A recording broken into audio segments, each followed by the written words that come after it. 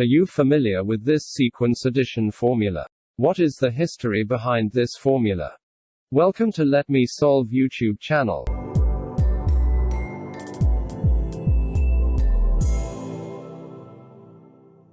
What can you do if your teacher asks to add up the numbers from 1 to 100? How do you solve it?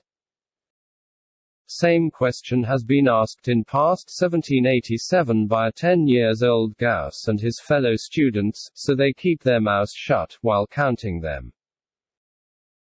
Gauss, instead of counting them one by one, started to think of a way to count these numbers in a very short interval of time. Thus he wrote all these numbers in a line and start thinking of different possibilities. Suddenly he realized that adding number 1 and 100 gives 101. Similarly, adding numbers 2, 99 and 3, 98 gives the same result.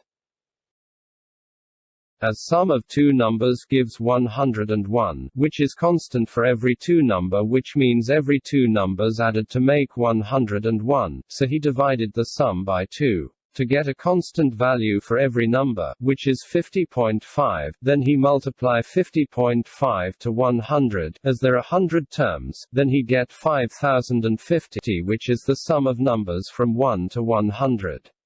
Still not understand? Then, don't worry. Try understanding by this method. Let's suppose a series and named it as S. Let's suppose another series and name it as S. As both series are same but just written in a different way, adding these series give you this series, which is 101 adding 100 times, so 101 times 100 is 2s,